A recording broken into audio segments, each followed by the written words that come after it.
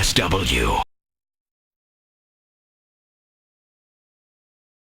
What I really dug about the movie is that there's also there's stuff you can take away about serious stuff that happens in life and friends and when things go wrong, when there's years between pain, all in the midst of running around through a bunch of action scenes.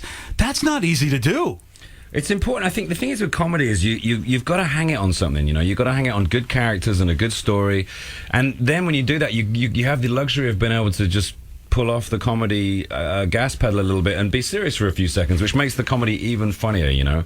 With Shaun of the Dead, there's a scene where he has to shoot his own mom. That's not particularly funny on paper, but it adds to the movie. And with this one, we felt like, let's talk about friendship. Let's talk about what it's like to not grow up or to go home and feel alienated, but make that the silliest film we've made yet. And it was a challenge, but it's really good fun to make, let alone see. So we hope that people get the same amount of enjoyment watching it as we did making it, because it was a hoot. We came up with this martial art called Pub Fu, which was choreographed by an incredible stunt coordinator called Brad Allen, who's an Australian who was part of Jackie Chan's team.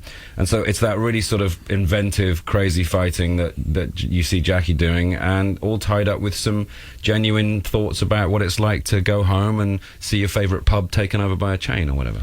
Which we're not going to spoil that, but that was a fun scene as you begin the Golden Mile and you address that particular topic, which the whole theater, we were just like, oh, this is hysterical when you start the trek, and we go, oh, this is great, this is perfect, because especially over here in the States, we think we're the only ones that are basically going through the issue where everything is the same. It doesn't. Nobody wants anything local and really different. They just want everything to be the same. So it's nice to know you got that going on over there as well. That virus is in Europe as well. We're happy to see that, because I always feel a little embarrassed as an American for that, because I feel like no, they're totally just they're all about keeping it old school in England and making all tradition and everything.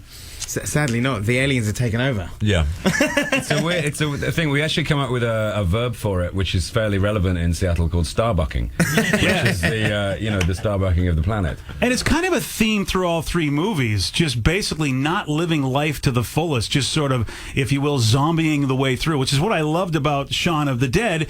You weren't sure when the zombies first made the scene in that movie, which was perfectly done.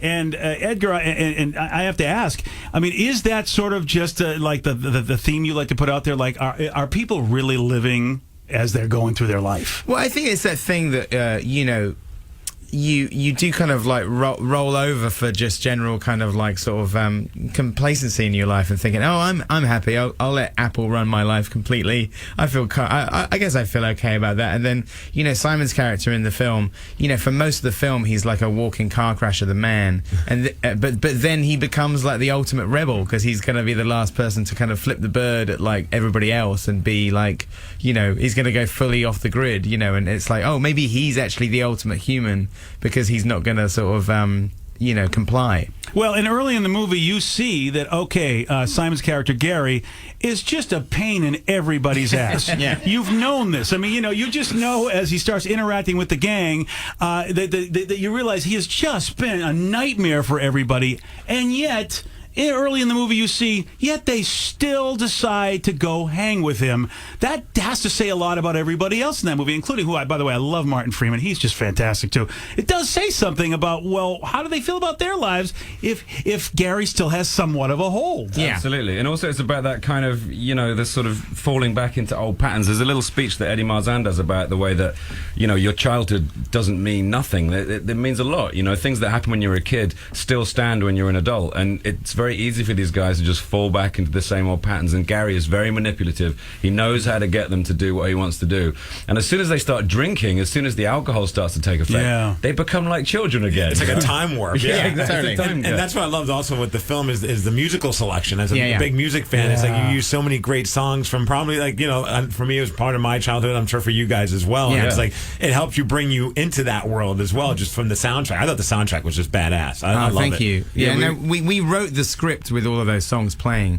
The first thing we did when we started writing was make this playlist, which was songs all from 88 to 93, and just had it on a loop the entire time. And then all of those songs are on the soundtrack.